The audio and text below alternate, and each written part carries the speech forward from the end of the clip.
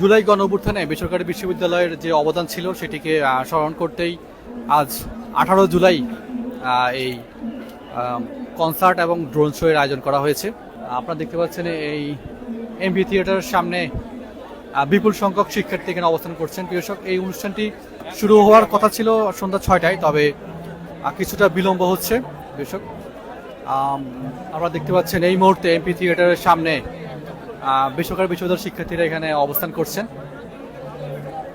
প্রিয়সক, আমি কয়েকজন শিক্ষার্থীর সাথে একটু কথা বলে জানার চেষ্টা করব তাদের এই প্রোগ্রাম সম্পর্কে।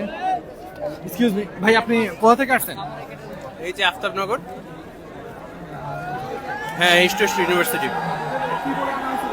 জি, আমাদের পেজ থেকে একটা হচ্ছে পোস্ট দিছিল, বাট এখানে এসে দেখি যে ওই ইউনিভার্সিটির প্রতিনিধির কাছে নাকি একটা কার্ড দিছে। তো আমরা ফার্স্টে ঢুকতে গেছি, আমরা আইডি কার্ড ছিল আমাদের, বাট ওনারা আমাদের ঢুকতে দেয়নি, বলে যে ওই কার্ডটা লাগবে। এখন নাকি শুনতেছি যে শুধু আইডি কার্ড থাকলেই হবে। এখন তো সিভিল যারা আছে তারাও ঢোকার ট্রাই করতেছে। ফার্স্টের দিকে একদম খালি ছিল আমাদের, যখন তখন যদি আইডি কার্ড দিয়ে ঢুকাইতো তাহলে আমরা এতক্ষণ অনুষ্ঠানের ভিতরেই থাকতাম। এক্সকিউজ মি, আপনি কোথা থেকে আসছেন?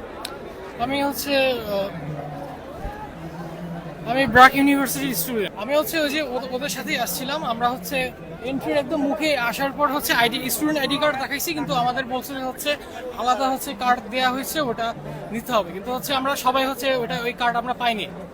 পরে হচ্ছে এখন বলতেছে যে স্টুডেন্ট আইডি কার্ড দিয়েই ঢোকা যাবে। জি, ধন্যবাদ আপনাকে। প্রিয়সক, তিনি যেমনটি বলছিলেন, তাদের যে ইউনিভার্সিটি থেকে তাদেরকে জানানো হয়েছিল যে এটি একটি ওপেন প্ল্যাটফর্ম, যে কেউ প্রবেশ করতে পারবে। তবে এখানে আসার পর তারা যেটি জানতে পেরেছেন যে এখানে একটি ইনভাইটেশন কার্ড প্রত্যেকটা ইউনিভার্সিটিতে পাঠানো হয়েছিল।